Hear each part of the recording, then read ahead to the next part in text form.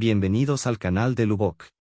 Soy Diego y me complace presentarles una nueva historia original, un momento lleno de emociones.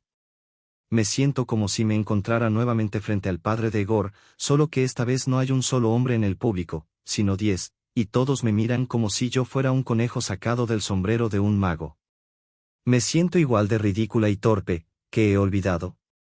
¿Acaso estoy en medio de importantes negociaciones con el empresario Alexei Nikolayevich Vasyukov? Porque aquí no hay contratos de por medio, entonces, ¿por qué se ríen tanto de mí? ¿Por qué me humillan de esta forma? Mientras tanto, en algún lugar de esta sala, está sentado mi prometido Egor. Se vería espléndido con un traje de negocios entre estos tipos tan sofisticados. Es tan atractivo que desde el día en que lo conocí no puedo dejar de mirarlo. Pero ahora, debo dejar de soñar despierta, porque hoy me toca a mí tomar la palabra en lugar de Alexei Nikolayevich. Vera, aquí tienes los documentos, debes leerlos, me dice uno de mis colegas rusos. Pensé que todo sería un desastre. Frente a mí había extranjeros que me miraban en silencio, aunque con miradas llenas de risas contenidas. Decidí concentrarme y empecé a leer el texto con cuidado. Al lado mío, un colega mordisqueaba nerviosamente su bolígrafo. No podía permitirme fallar en la traducción, no se trataba de un contrato cualquiera, sino de la ruptura definitiva con Alexei Nikolayevich. Debíamos detener todo esto de inmediato, pero los alemanes ya habían tomado una decisión. Conocí a Egor el verano pasado. Era un hombre adinerado que llegó a nuestro pueblo casi por accidente. Nuestro pequeño pueblo no está lejos de la autopista, apenas a 3 kilómetros. Egor estaba sediento. El agua de su coche se había acabado y pensó que en Losevo podría encontrar un pozo. Sin embargo, los pozos de nuestro pueblo habían sido reemplazados hace tiempo por unos cuantos surtidores. Yo estaba llevando agua a casa cuando vi llegar un gran coche de color marrón oscuro. De él salió un hombre con camisa y pantalones de un gris claro, mientras yo iba delgaducha, con un pañuelo blanco bordado con flores rojas de amapola atado a la cabeza. Mi ropa era modesta, unos viejos pantalones y una camiseta con pequeños agujeros en los costados. En Losevo no tengo de qué avergonzarme, todos aquí son como de mi familia, aunque a veces recibimos visitas desde la autopista. Pero pocas veces tengo la suerte de toparme con alguien así. La verdad es que me queda un largo camino por recorrer, especialmente para una chica como yo. Ni siquiera le miré. En ese momento señalé con el pie derecho las botellas que estaban a mi lado. Mis manos estaban ocupadas, con una mano sostenía una botella y con la otra apretaba la palanca para que saliera el agua. Mientras hacía esta maniobra, perdí el equilibrio y empecé a tambalearme de un lado a otro. Pensé que iba a hacer el ridículo y terminaría rompiéndome algo.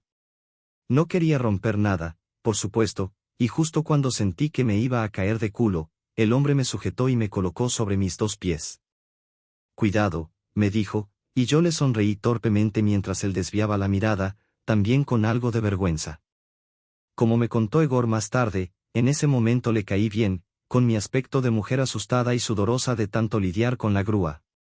Pues qué bien, pensé. Gracias, le dije, recuperando el aliento tras el susto. Está bien. Déjame ayudarte con las demás botellas. Por supuesto, no rechacé su ayuda. Hubiera sido una tontería hacerlo en una situación tan absurda. Me ayudó con gentileza, vertiendo el agua en mis viejos cubos y botellas de manera cuidadosa. Nunca había visto a alguien tan pulcro y ordenado en una tarea tan simple. En un arrebato de confianza, le pedí si no le importaría limpiarme el sudor de la frente, y para mi sorpresa, no se negó. Entré en la casa y saqué agua fresca de una botella decente, la serví en jarras y se la ofrecí al joven. Después de beber, me preguntó mi nombre, y así fue como nos conocimos. No sé qué demonios me dio, pero le conté lo mal que estaban las cosas en casa, que vivía sola y que no podía permitirme hacer reparaciones, que todo se rompía y que yo no sabía cómo arreglar nada. Egor, conmovido, se ofreció a ayudarme. Lo invité a entrar para que evaluara los desperfectos, y él prometió que volvería la semana siguiente para arreglar algunas cosas. También terminé contándole que trabajaba como profesora en la escuela local. Me dijo que vendría el domingo, mi día libre. Para ser sincera, me sentí feliz, pero no solo por la idea de tener a un hombre tan guapo en mi casa, sino porque finalmente alguien se encargaría de las reparaciones. Pensé que me costaría mucho dinero, pero había ahorrado algo para una situación así. Egor llegó temprano esa mañana, lo cual me sorprendió. Siempre pensé que los hombres de la ciudad no se levantan antes de las 10 en sus días libres. Pero ahí estaba él, a las 7 de la mañana, justo cuando estaba desayunando. Escuché un coche detenerse detrás de mi ventana, y cuando miré, vi al mismo Egor, moreno, acercándose con un ramo de flores en la mano. Cuando le pregunté por qué traía flores, él simplemente me sonrió de forma un tanto bobalicona. Fue entonces cuando me di cuenta de que no se me escaparía tan fácilmente este joven rico. Pero eso lo resolvería después. Lo principal era que obtuviera la ayuda que necesitaba. No puedo decir que me alegrara vivir sola en el campo, para nada. Me sentía sola y triste, y lo que más anhelaba era un apoyo firme en mi vida. A veces, lo único que necesitaba era el hombro de un hombre en el que apoyarme. Pero ¿qué podía hacer? En nuestro pueblo solo abundan los borrachos. Hay buenos padres, sí, como los de los niños que asisten a mi escuela, pero todos están casados, y en nuestra iglesia no puedes romper un matrimonio sin consecuencias. Si engañas a tu esposa, caerá sobre ti el castigo divino. Mamá lo decía siempre, y yo jamás me metí en esos líos, aunque alguna vez me atrajera un hombre casado. Me guardaba esos sentimientos para mí misma, nadie llegaba a sospechar de mis amores secretos, y con eso me conformaba. Egor me gustaba, lo admito, como hombre. Pero, ¿qué podía compartir con él? Era un joven rico, un hombre de ciudad que no tenía nada en común con la gente de campo como yo. No vivimos en una telenovela donde la humilde chica del pueblo se enamora del héroe millonario, ese tipo de historias son inventos de guionistas y productores. La vida real es diferente, incluso en el amor, la desigualdad importa. Las personas jóvenes buscan parejas que se les parezcan, con intereses comunes, aunque sea un poco. Entre los ricos de la ciudad y los pobres del campo, esos intereses comunes son casi inexistentes. Mientras ayudaba a renovar mi casa, Egor no paraba de preguntarme sobre la escuela en la que trabajo. Pero la nuestra es una escuela sencilla, sin nada especial, hablar de ella es aburrido, aunque a mí me apasione mi trabajo. Sin embargo, Egor me hablaba de las escuelas modernas que se están abriendo ahora, escuelas impresionantes que él mismo patrocinaba, con robots y tecnología avanzada en cada esquina. Así que, claro, ¿qué podía responderle? Le dije que era admirable, pero en mi escuela sería todo un milagro si algún día logramos deshacernos de las cucarachas en el comedor. Llevamos 3 años intentándolo con desinfecciones, sin éxito. Éramos de mundos tan distintos. ¿De qué felicidad podíamos hablar? Egor me ayudó a reparar todos los grifos de la casa, los pocos que todavía funcionaban a medias, y luego se marchó. No esperaba que volviera, o quizás, en el fondo, un poquito sí. Soy mujer, y como tal, también me siento sola a veces. No acordamos volver a vernos, y él no me cobró nada por las reparaciones. Así que nos despedimos, como dos barcos que se cruzan en el mar. La semana pasó rápidamente, como siempre ocurre, y no supe nada más de él. Pasé la semana trabajando en casa, revisando los cuadernos de mis alumnos. A medida que se acercaba el domingo, empecé a darme cuenta de que tendría que ir al pueblo.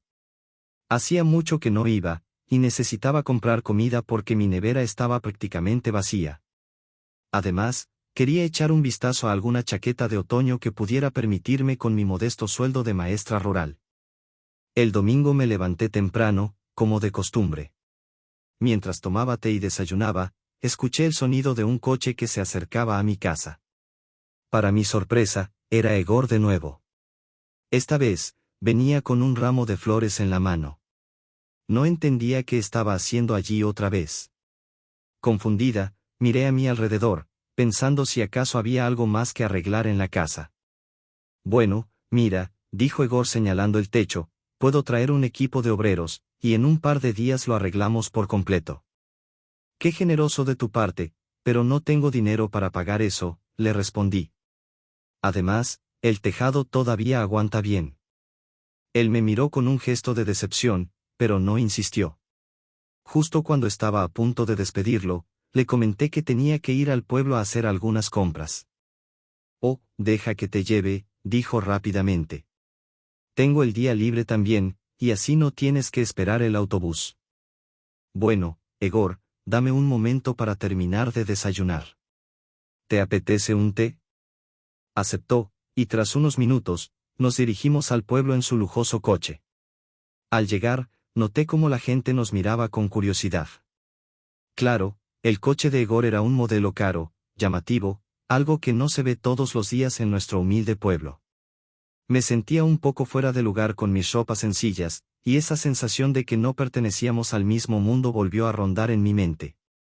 ¿Por qué este hombre rico seguía viniendo a buscarme? ¿De verdad era pura bondad o había algo más?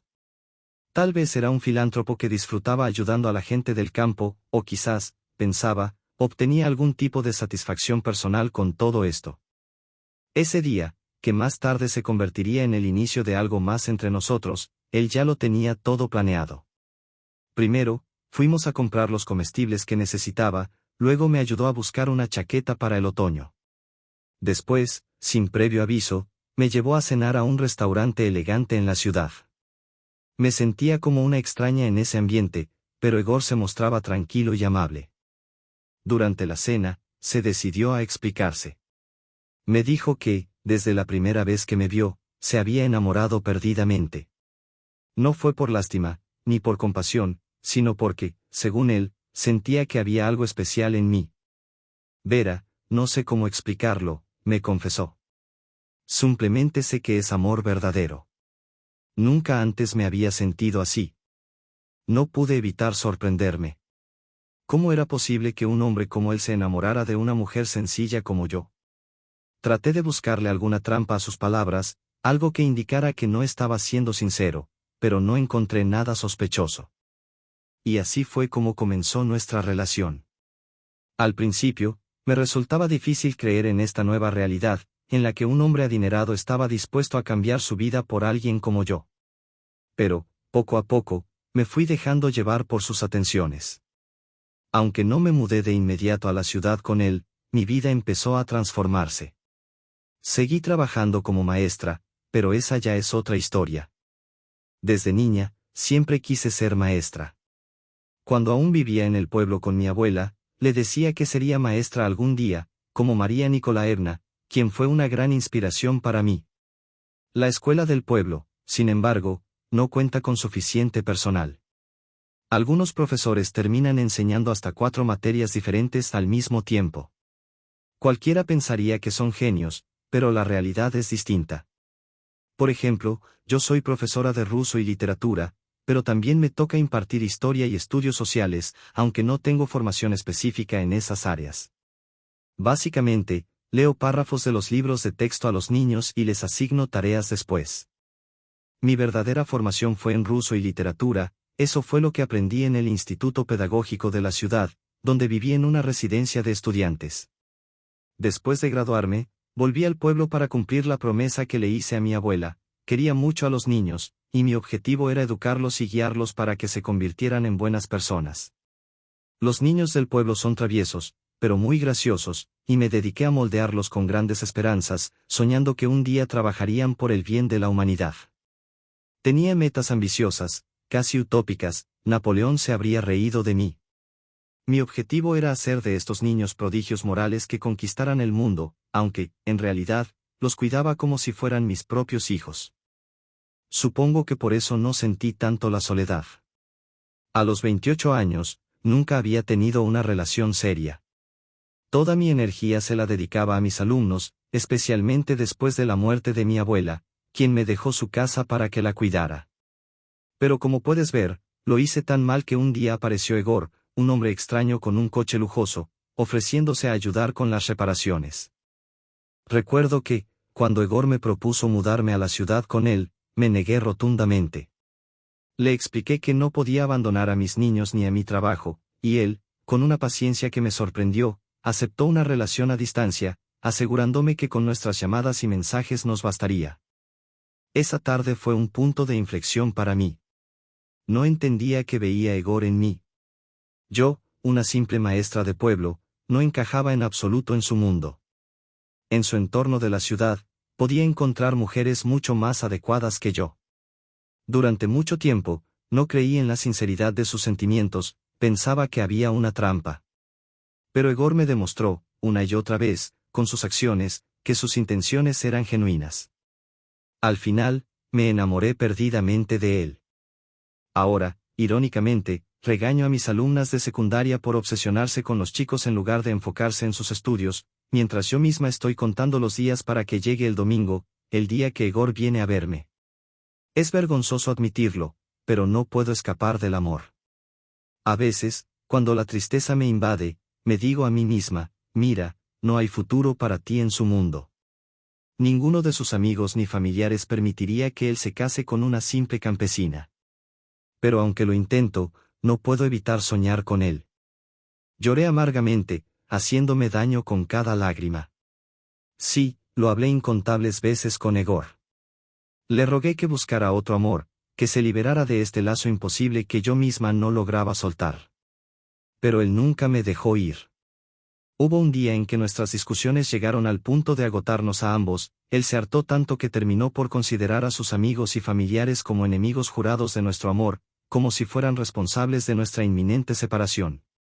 Egor había sido criado por su padre, un hombre severo, pero al parecer los genes más tiernos de su madre aún se manifestaban en su interior. Sin embargo, cuando se trataba de amor, no podía evitar recordar a mi propio padre, un hombre que, si estaba enfadado con el mundo, no tendría piedad de mí. Yo siempre sería la primera en cruzarme en su camino. Así que, cuando llegó el domingo, lo esperé con la angustia de quien siente que el fin del mundo se aproxima. Presentía que algo malo iba a suceder, algo que pondría en peligro nuestra relación. A veces pienso que tengo el don de la premonición. Egor venía a verme tanto al amanecer como al anochecer. Notaba su preocupación, aunque él intentara ocultarla tras su calma aparente. Pero yo sabía que él también tenía miedo. Es solo tu padre, me decía, creo que exageras un poco al describirlo como tan cruel contigo. Debes ser más comprensiva, más leal con él. Pero yo ya había vivido demasiado como para ver lo que él no podía. Egor no entendía del todo mi temor. Y yo no sabía cómo explicárselo mejor. En pocas horas, él mismo lo vería con sus propios ojos. Finalmente, llegamos a la casa de Alexei Nikolaevich, el padre de Egor, justo a la hora del almuerzo. Insistí en que lleváramos algunos regalos del pueblo, unas simples bolsas de galletas caseras que vendían en la tienda local. No concebía presentarnos en casa ajena con las manos vacías, aunque Egor insistiera en que no era necesario. Al final, accedió, más para darme gusto que por convicción. Pero ese pequeño triunfo mío no sirvió de mucho. La cena nos recibió en un comedor amplio y luminoso, decorado con velas que daban un aire casi solemne. Una mesa redonda, lo suficientemente grande como para acomodar a 10 personas, estaba puesta con esmero, pero solo éramos 3, Egor, su padre y yo. Alexei Nikolaevich ni siquiera nos dirigió un saludo. Fue el mayordomo quien nos recibió primero y nos indicó nuestros asientos. Nos sentamos en silencio, rodeados de una mesa repleta de delicias, platos cuidadosamente dispuestos, desde sopas hasta borscht y manjares que jamás había visto. El aire era tenso. El mayordomo apareció al cabo de 5 minutos, y hasta ese momento me di cuenta de que la opulencia de la mesa no era tanto una muestra de hospitalidad, sino una forma de intimidación silenciosa. Sentí que aquel almuerzo no era un simple encuentro familiar, sino una especie de prueba que debía superar. Y en ese instante comprendí que no sería fácil ganarme la aceptación del padre de Egor. Había de todo, ensaladas desde simples aceitunas hasta el tradicional arenque bajo un abrigo de piel, pequeños sándwiches con caviar, hacía tanto que no veía caviar, si es que alguna vez lo había visto en persona. En la mesa también había una variedad de bebidas, sobre todo zumos, pero también algo de alcohol, con una botella de vodka discreta al fondo. Miré toda esta opulencia y pensé en lo que significaba realmente ser rico, conocer a la novia de tu hijo y organizar semejante banquete, desperdiciando tanta comida. En mi pueblo, lo que nos sobraba en una mesa festiva podía alimentar a una familia entera durante una semana, pero aquí, en la casa de Alexei Nikolaevich, estaba segura de que nada de lo que quedara sería aprovechado. Lo que no se comiera, seguramente terminaría en una gran bolsa negra para ser arrojada al contenedor, y mañana al amanecer, todo este festín acabaría descomponiéndose en un vertedero en las afueras de la ciudad. Mientras observaba esta escena, de repente, la puerta del comedor se abrió y apareció un hombre. Era Egor, acompañado de su padre. Me sorprendió lo mucho que se parecía a él, casi como si fueran el mismo hombre con unos años de diferencia. Cuando me vio, Egor intentó fingir que todo estaba bien y me saludó con una sonrisa, pero su padre ni siquiera se inmutó. Traté de mantener una expresión amable y no dejarme intimidar, pero la mueca severa en el rostro de Alexei Nikolayevich no cambió ni un ápice. «Papá, esta es Vera, mi futura esposa», dijo Egor de repente, y yo me quedé perpleja. Nunca habíamos hablado de matrimonio. Sí, nos queríamos, pero Egor jamás me había propuesto nada tan serio. Sin embargo, decidí seguirle la corriente en ese momento. Quizás así su padre entendería que Egor realmente iba en serio conmigo. Encantado, dijo Alexei Nikolayevich secamente, mientras se dejaba caer en su asiento. Egor y yo lo imitamos y también nos sentamos a la mesa. Yo estaba terriblemente nerviosa, notaba el calor subir por mi rostro hasta las raíces del cabello. Egor, con el ceño fruncido, observaba atentamente a su padre. Sin decir una palabra, Alexei Nikolayevich levantó la tapa de un plato que tenía delante y empezó a comer su sopa con una actitud solemne. Egor me hizo un gesto con los ojos, indicándome que podía servirme lo que quisiera.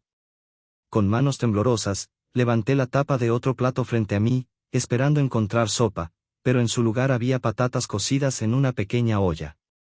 Me di cuenta de que probablemente era el segundo plato, que debía tomarse después de la sopa, pero no quise arriesgarme a levantar más tapas ni preguntar qué contenían los demás platos. Me daba demasiada vergüenza ser la primera en empezar por un segundo plato y, al mismo tiempo, temía que Egor notara mi falta de etiqueta. Así que allí estábamos, sentados en una mesa llena de exquisiteces, pero el aire estaba tan cargado de tensión que me resultaba imposible disfrutar de nada. Cada bocado se sentía como una prueba, y yo solo deseaba que esta incómoda comida terminara pronto.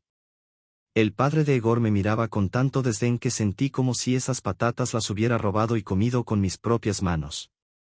«Verochka, ¿tu madre no te enseñó que la cena se empieza por el primer plato, o es que eres alérgica a todas las sopas que hay en mi mesa?», me espetó con un tono gélido. «No, en absoluto», comencé a justificarme torpemente, pero Egor intervino de inmediato. «Papá, ya basta. Que coma lo que quiera, ¿vale?», dijo con un tono que intentaba ser conciliador pero en el que se notaba la tensión. Alexei Nikolayevich me miró con una sonrisa falsa. «Sí, Verochka, perdona, come lo que quieras y todo lo que desees. Sobre todo los bocadillos con caviar, porque, cuando vas a tener la oportunidad de ver tanto caviar de nuevo», añadió con una burla evidente. Egor, furioso, lanzó su cuchara con tanta fuerza que la sopa salpicó la mesa. «Papá, ¿podemos hablar un momento en privado?», dijo entre dientes, intentando contenerse.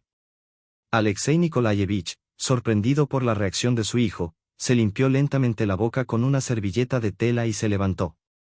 Lo siguió hacia una habitación contigua, dejándome sola ante el fastuoso banquete. No pude oír claramente su discusión, pero según me contó Egor después, la conversación fue intensa, a pesar de la insonorización perfecta de la casa. Egor me relató lo sucedido.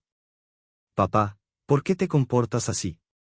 Sí, me enseñaste modales, pero no me enseñaste a tratar a la gente de esta manera», le reprochó Egor. «¿A quién has traído a mi casa, hijo? Mira a esa chica, es una simple campesina». «Es de pueblo», replicó su padre con desdén. «Lo sé, papá, viene del pueblo de Lucev. Pero, ¿qué importa eso? Tu vida y tu trabajo están aquí en la ciudad. ¿Por qué te importa tanto?», Egor intentaba razonar con él. «No entiendes. Ella no es adecuada para ti.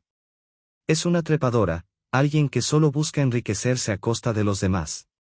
No tiene principios ni valores», sentenció Alexei Nikolayevich. «Te equivocas. Ella es una chica buena, amable y modesta. No es codiciosa». «La amo», replicó Egor, con la voz quebrada por la frustración. «¿Amor? Hijo, estás cegado. Yo puedo ver a través de ella. No voy a permitir que mancilles el nombre de nuestra familia casándote con una cualquiera. Luego la gente hablará y dirán que permití que mi hijo se casara con una mujer de pueblo. Su tono era inflexible y cruel. Cuando escuché esas palabras, ya no pude soportarlo más. Abrí la puerta de la habitación y entré, con el corazón latiendo con fuerza en mi pecho. Sabía que estaba entrando en un campo minado, pero no podía quedarme callada mientras insultaban no solo mi origen, sino también el amor que Egor y yo nos teníamos. La última frase la oí con especial claridad: un jamelgo de pueblo.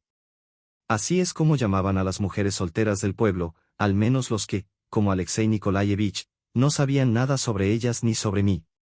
Estoy segura de que Egor no le había contado nada acerca de mí, de lo contrario, ¿cómo se explica esta negativa tan rotunda? Yo soy una profesora normal, comprometida con fomentar el pensamiento crítico y educativo en mis alumnos. ¿Por qué habría de robarle algo a un extraño? Decidí defenderme, pues mi rostro ya no estaba rojo de vergüenza sino de ira. Alexei Nikolayevich, está usted equivocado y me debe una disculpa por los insultos que ha proferido contra mí, le dije, mirándole directamente a los ojos. Él me miró con un esbozo de sonrisa sarcástica. ¿Qué dices, querida?, replicó con desdén. Llévate a tu prometido bajo el brazo y lárgate de mi casa. No quiero volver a veros aquí. Además, Egor y yo tendremos una seria conversación. Y así, terminó nuestra relación con este hombre maravilloso. No guardaba rencor, aunque debo admitir que fue una experiencia amarga. Sin embargo, no creo que sea mi papel juzgar a alguien solo en blanco y negro. Tal vez Alexei Nikolayevich solo era un padre hiperprotector, como aquellos que había conocido en la escuela, aquellos que, sin importar el tamaño de su cuenta bancaria, cuidaban a sus hijos como si fueran el tesoro más preciado. Pero Egor no compartía mi indulgencia. Estaba furioso y lanzaba miradas de rabia. Yo traté de calmarlo, pero él no escuchaba nada, cegado por la indignación. Este es el hombre que ni siquiera me llama por teléfono, gritó, agitando el móvil en su mano. Solo se comunica por correos electrónicos, y tú dices que lo hace por amor. Abrió un correo reciente de su padre y comenzó a leer en voz baja, temiendo quizás que el contenido fuera demasiado hiriente para ser compartido.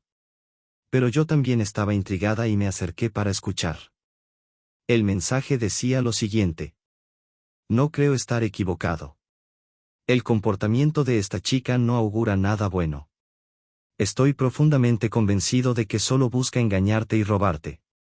Sin embargo, dudo que tenga la inteligencia suficiente para burlarme.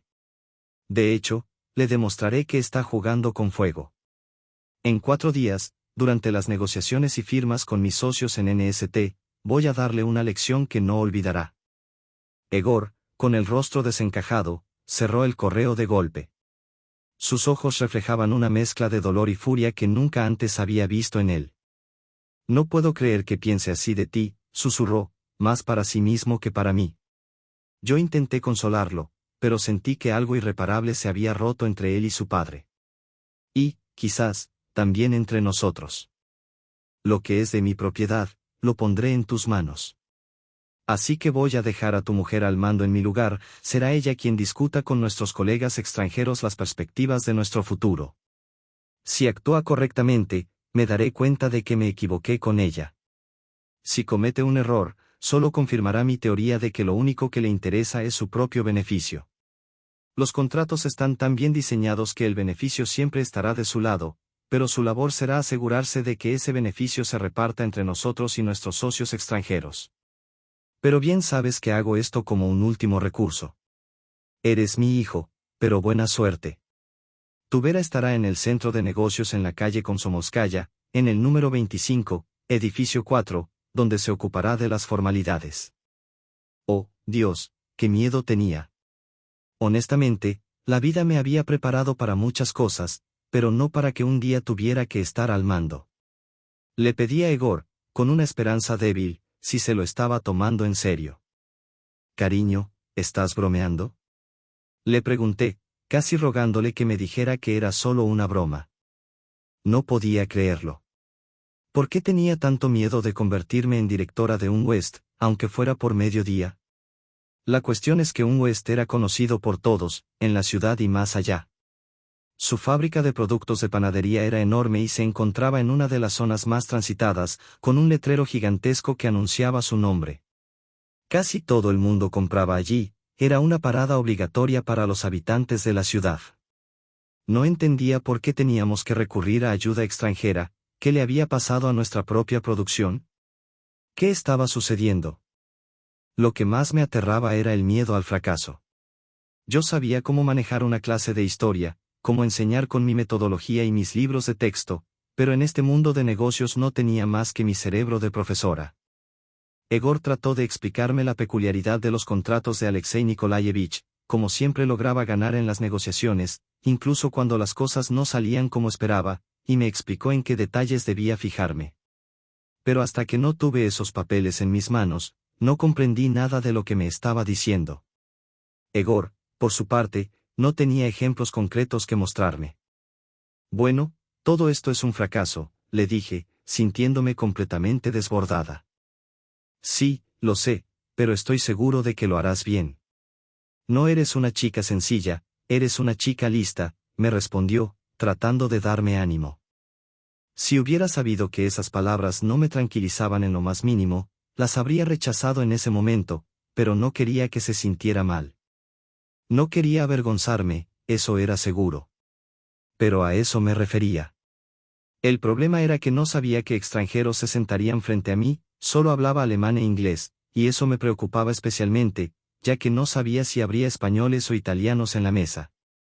Aunque no podría venderles grano, pensé que los más cercanos a mí serían los más favorables, pero también entendía que la situación podría ser mucho más complicada de lo que imaginaba. Vamos, Ver, creo que estarás bien. Es como un examen de 9º grado, solo verifica 2 documentos de identidad, firma en tu nombre, y pone el apellido de tu padre, Vaskov. Estará bien, me dijo Egor, dándome ánimo. No sabía qué responderle.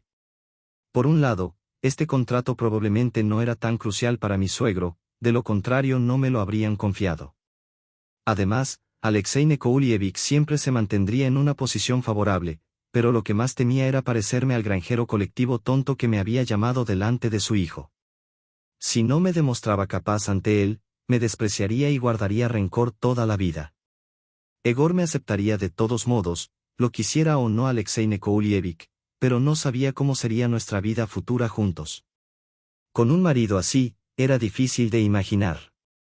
Ya podía imaginar que tarde o temprano me mudaría a la ciudad con mi marido, pero debía hablar con Egor sobre nuestro repentino compromiso. En casa me esperaban mi suegro y mi marido. Mi futuro suegro, con sorna, decía que no sabía hacer nada más que enseñar a los niños, y que no había en mí más que un cerebro codicioso que quería robarle a su hijo. ¿Cómo podía pensar eso? No, sabía que no me parecía en nada a las chicas del círculo de Egor. Siempre llevaba el pañuelo de mi abuela y no vestía tan caro como las demás del pueblo, pero eso no justificaba que me consideraran una persona sin valores, con la audacia de intentar apropiarme de su capital. No entendía qué pasaba por la cabeza de esos ricos. Tuve que tomar una semana de baja en el pueblo. Todo el día estaba sufriendo junto a mi amado. Egor siempre intentaba negociar con su padre, mientras que yo me quedaba en casa. Él sabía mucho más sobre las peculiaridades legales, pues tenía un negocio similar. Solo que esta vez se trataba de la producción de queso. Sin embargo, Alexei Nikolievich no quería comprometerse. Deja que Egor se quede en casa y no su futura esposa, decía. Era un reto. El padre de Vasyukov definitivamente se burlaba de mí.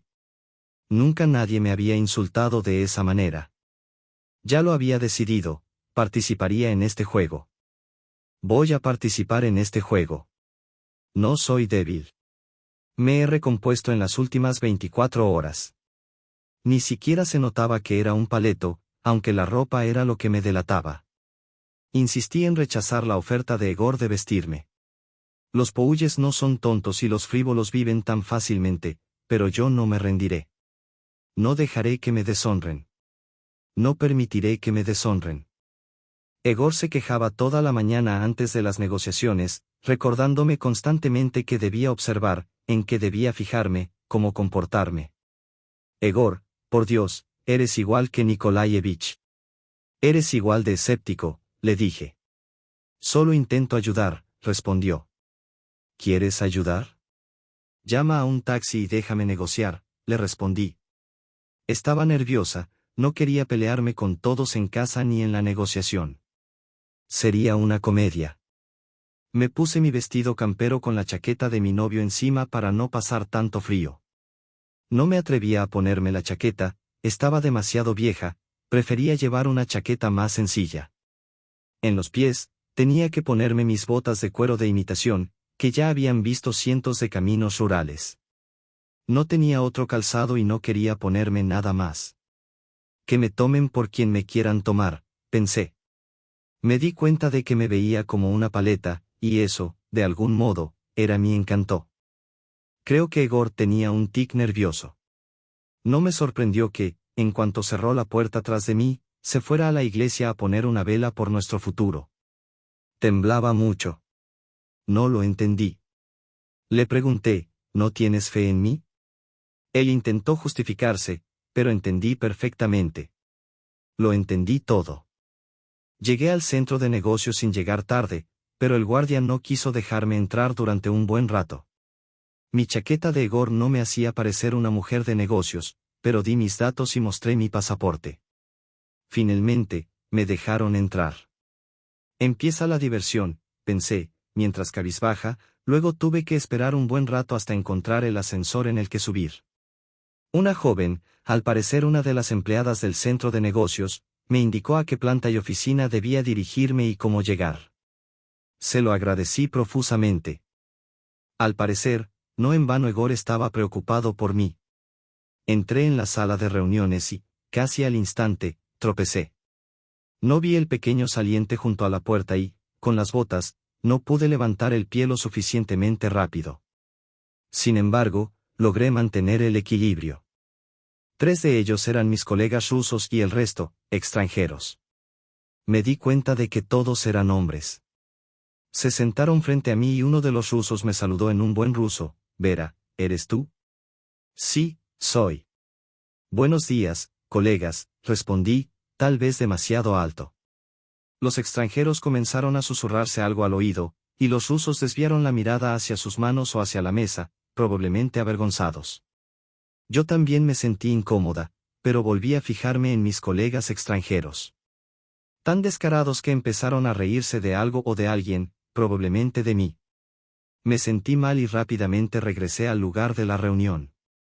Queridos colegas, ¿podrían decirme con quién tengo el honor de hablar hoy? Pedí a mis colegas rusos, mientras me apresuraba a sentarme en la mesa.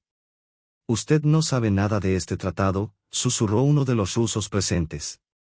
No, no lo sé, pero no importa, puedo solucionarlo, respondí con más seguridad de la que realmente sentía. ¿Cómo había adquirido esta confianza? No lo sabía, pero me sentí algo mejor al ver que me comunicaría con alemanes, ya que conocía bien el idioma. Esperaba que el contrato no estuviera escrito con demasiado tecnicismo. Guten Morgen, Vera, dijo uno de los socios en alemán. Tal vez deberíamos posponer nuestra conversación indefinidamente hasta que hayas estudiado los documentos tan importantes para nuestras negociaciones, añadió. Los hombres se echaron a reír, y mis colegas rusos, con una sonrisa brillante, respondieron, oh, no, está bien, trae los documentos. Decir que los alemanes se quedaron estupefactos es poco. No podían creer que una persona tan simple pudiera hablar alemán. Repetí la misma solicitud en ruso, y resultó que todos los documentos ya estaban a mi disposición.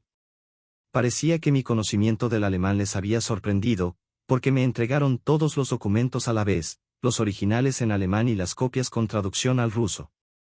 Alemán y copias con traducción al ruso, que comencé a leer con atención. Tal vez no esté interesado en lo que estaba escrito exactamente en esos papeles, así que mejor me permito una digresión y le contaré cómo sé alemán e inglés, a pesar de ser una simple campesina. Como mencioné antes, viví en el campo con mi abuela, y mis padres desaparecieron sin dejar rastro. No es algo raro. Se fueron a la ciudad y nunca regresaron. Mi abuela presentó una orden de búsqueda, pero hasta el día de hoy nunca se ha sabido nada de ellos, ni vivos ni muertos. Probablemente el caso se cerró hace mucho tiempo, y ahora debo vivir con la abuela materna. Juntas sufrimos la pérdida de nuestra familia, pero sobre todo yo, que era solo una niña de 4 años cuando ocurrió todo esto. Mi abuela me crió con su fuerza y ternura, con una determinación impresionante. Ella se llamaba Elena Anatolievna, aunque todos la llamaban Lenke, a pesar de que ya tenía más de 50 años y era toda una mujer de carácter. Fue Lenke quien me llevó a la escuela a los 6 años, tomándose mi educación muy en serio.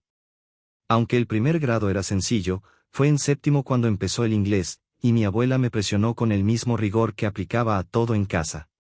Pensaba que lo que enseñaban en la escuela no valía nada y que yo tenía que aprender más de lo que la escuela podía ofrecer. Tu madre te educó de esta manera, pues yo te enseñaré más, me decía. De forma casi amenazante, pero con dulzura, prometía recompensarme con una zanahoria pequeña si me portaba bien. Aquella zanahoria era, en realidad, un pan de jengibre casero que mi abuela horneaba con todo su amor y que me hacía feliz en mis cumpleaños, cuando invitaba a todos mis amigos del pueblo y compañeros de clase. Crecí rodeada de cariño y de un ambiente acogedor, siendo conocida por todos como lista, inteligente, guapa y simpática, con todas las ventajas de una niñez feliz. Sin embargo, cuando llegué a quinto curso, algo empezó a cambiar. Mi abuela comenzó a sentirse mal, pero ella no le dio importancia, y yo tampoco lo hice. Fue cuando tenía unos 17 o 18 años cuando su salud empeoró y empezó a desmayarse con frecuencia. Mi abuela se desmayaba y tosía mucho, a veces incluso con sangre. Fuimos a la ciudad, donde nos dijeron que su tratamiento debía realizarse en Alemania. Me desesperé al pensar en la cantidad de dinero que necesitaríamos para costear ese tratamiento, y me pregunté cómo podría conseguirlo. Sin embargo, no era en vano que supiera ruso y que hablara inglés. Decidí escribir a diversas fundaciones médicas, pidiéndoles que ayudaran a mi abuela, contando su historia, lo buena que era, cómo había sobrevivido a la Segunda Guerra Mundial, lo mucho que había trabajado, y cómo había criado sola a mi madre después de que mi abuelo muriera en las minas. Les relaté la biografía de mi abuela, todo lo que pude, y la respuesta no tardó en llegar. Una fundación rusa aceptó cubrir el tratamiento en Alemania, pero con una condición: mi abuela debía ser presentada como un proyecto publicitario. Filmarían reportajes sobre ella, harían artículos, le concederían entrevistas. A cambio, la tratarían en un hospital alemán. Naturalmente, acepté, y también fui como acompañante. Sin embargo, no hablaba alemán. Pensé que con mi buen nivel de inglés sería suficiente, pero me equivoqué. No todos los alemanes aceptaban comunicarse en inglés. En su lugar, respondían en alemán, especialmente los médicos, que se resistían activamente a usar otro idioma. Fue entonces cuando supe que debía aprender alemán con urgencia. Compré un libro de frases coloquiales y otro de texto, y mientras esperaba noticias sobre el tratamiento de mi abuela en el pasillo del hospital, me sumergí en el idioma. Practiqué con los médicos, intentando negociar y comprender lo que me decían. La fundación me proporcionó un alojamiento modesto cerca del hospital, y parecía que mi abuela estaba recibiendo atención adecuada, aunque todo indicaba que los médicos no lograban salvarla. Finalmente, una noche, mi abuela falleció tranquilamente, en paz. No sé si puedo culparla, era ya muy mayor, pero me sentí aliviada de haber podido prolongar su vida aunque fuera un poco más. La fundación, al ver que su estrella principal había muerto inesperadamente, me expulsó de Alemania, y hubo un gran escándalo con el hospital. Pero no tenía nada que ver conmigo directamente. Volví a Losevo y les conté a todos que Lenke ya no estaba con nosotros. Los vecinos, poco a poco, se fueron olvidando, y pronto recibí una sorpresa: en el campo local, me enviaron las cenizas de mi abuela desde Alemania. Lo esparcí y, al mismo tiempo, continué aprendiendo un segundo idioma. Después de todo, siempre he creído en la teoría de que es mucho más fácil aprender una lengua extranjera en un país donde se habla, pero decidí que no dejaría de aprender alemán. A veces, cuando me aburría, leía libros en alemán a escondidas. No sé cómo habrían reaccionado los aldeanos ante eso, considerando que la mayoría de ellos había sobrevivido a la guerra. Tal vez me engañaba y, en realidad, habrían hecho todo lo contrario. Me invitaron a enseñar alemán en la escuela del pueblo, pero 4 asignaturas eran más que suficientes para mí, así que oculté mi perfecto conocimiento de 2 lenguas extranjeras todo lo que pude. Sin embargo, en las negociaciones decidí no esconder nada. En ese momento, me encontré con una situación inesperada. Estaba leyendo un contrato y no podía entender bien. Mi traducción no coincidía con lo que figuraba en la copia en ruso. La versión en alemán decía que todas las condiciones serían tales que el negocio de Alexei Nekoulievich, específicamente la panadería, se convertiría en propiedad alemana tras firmar el acuerdo. Los alemanes, al notar mi confusión, comenzaron a presionar a mis colegas rusos y a mí para que firmáramos. Un trato que parecía estar fraguado por el mayor Vasco, quien había declarado rotundamente que lo haría sin importar qué. Pero en esa situación, no era así en absoluto. Verochka, ven, pon tu firma y seremos libres, me dijo uno de los hombres a la delegación rusa. No pondré mi firma, respondí. Hay una inexactitud. Pareciera que nuestros colegas alemanes se creían más inteligentes que los demás, pero no tengo derecho a firmar contratos con condiciones tan absurdas. La última frase la grité, me levanté de la mesa y salí de la oficina sin importarme el resultado posterior, aunque Alexei Nekoulievich lo hubiera arreglado. Lo que más me indignaba era su actitud, esa presunción de que podían engañarme de cualquier manera. Volví a casa de Egor, él aún no sabía nada y empezó a hacerme preguntas. Tomó su estúpida chaqueta larga y trató de averiguar si había fallado en el encargo de su padre. Me callé. Lo único que le dije al joven fue que estaba muy cansada y que quería irme a la cama. Ya te enterarás por su padre. Te llamará pronto, le dije. Me acosté, o quizás no me acosté del todo, porque tenía una extraña sensación de que seguía temblando, una mezcla de rabia y desesperanza. Y, sin embargo, se me daba bien negociar. Soñé con la abuela. No solía soñar con ella a menudo, pero siempre lo hacía después de los momentos tensos de mi vida, aquellos en los que sentía que todo era en vano. Otra vez hablaba con ella en el sueño, sentadas en un banco de madera podrida, porque no había otra alternativa donde sentarse al aire libre. ¿Te atreves a hablarles así?, decía la abuela. Sí, lo que te sorprende no es nada, porque yo te enseñé ese carácter. Verás, yo soy mi propia persona. Todo el pueblo me tiene miedo. No miedo de mí, tal vez, sino más bien miedo de mí. No está mal, ¿verdad? Mejor que ser una mendiga en este pueblo. Recuerda eso. Abuela, ya se lo he demostrado a todo el mundo, le respondí. Ah, sí. Eso está bien. Estoy orgullosa de ti y de mí porque te crié, dijo la abuela. Nos reímos. No te lo vas a creer, pero me desperté porque me estaba riendo. Egor estaba sentado en la cama, mirándome preocupado. ¿Estás bien? ¿Tuviste un sueño divertido? Me incorporé y lo miré fijamente. Papá ha llamado y nos está esperando. Nos espera en su casa en 1 hora y media. Tendrás tiempo de arreglarte. ¿Para qué tienes que arreglarte?, le pregunté, algo confundida. Llevo un vestido de verano. Es una fiesta bonita en el pueblo. Lo uso en carnaval, en Showtime, solo tengo que rehacerme la trenza. Sí, y eso es todo, respondió Egor. Estaba nerviosa. No es que mi padre me hablara de éxito. Todo había salido bien, pero ahora no quería molestar a Egor con preguntas. Si íbamos a su padre, pronto me enteraría de todo. Tenía que arreglarme, así que me hice de nuevo la trenza y me fui con Egor a casa de Alexei Nekoulievich. Esta vez, Alexei Nekoulievich nos recibió justo en la entrada. Estaba nervioso y se paseaba de un lado a otro. De un lado a otro. Egor me apretó un poco la mano. Al parecer, estaba nervioso. Yo sonreí al ver lo rápido que cambiaba el humor de padre a hijo. Nikolaevich me saludó primero a mí y luego a su hijo.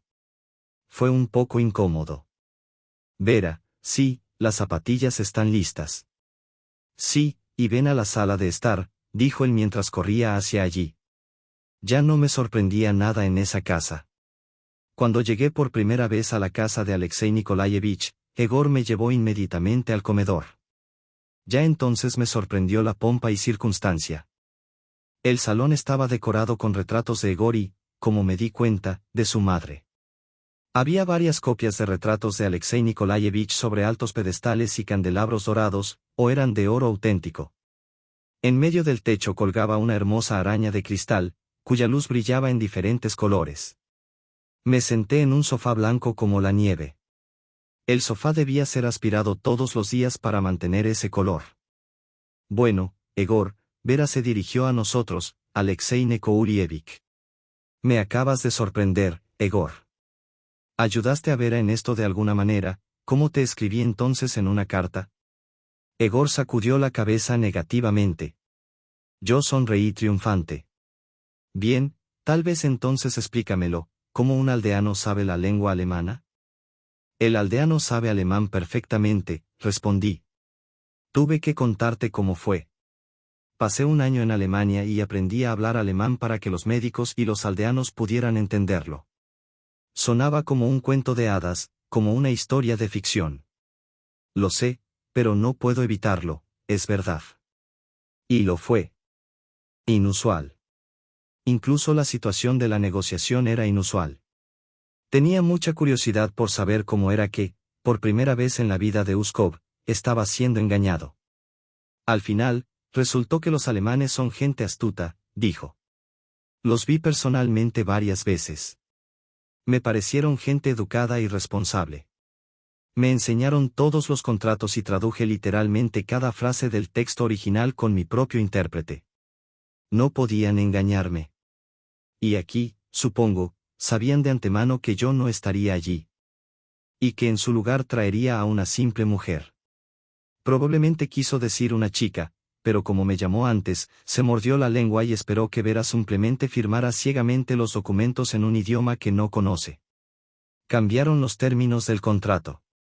Iban a recibir grandes acciones de mi empresa, cuya posesión les habría hecho millonarios y propietarios de facto de la misma. Me alegro de haberte enviado a negociar. Me equivoqué tanto contigo. Vi lo destrozado que estaba Alexei Nikolaevich al escuchar la historia. Egor estaba en shock mudo. Se acercó a mí, me pasó el brazo por los hombros y me abrazó. Has hecho bien. Gracias, mis queridos hijos. Me alegro por vosotros. Dejaré que os caséis. Lo pagaré hasta el último céntimo, estoy segura. Una boda falsa, una boda falsa. Lo había olvidado. Quería cobrársela a Egor. Me giré hacia él y lo vi con un anillo de diamantes en la mano. Hace 6 meses que me casé. Llevaba un vestido tan bonito que todo el mundo estaría celoso.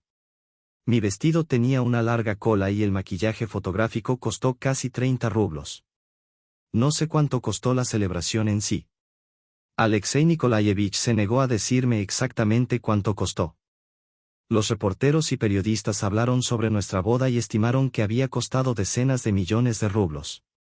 Hasta el día de hoy, gracias a Dios, de lo contrario me habría desmayado ante tal cifra. Cualquier chica de pueblo sueña con una boda así.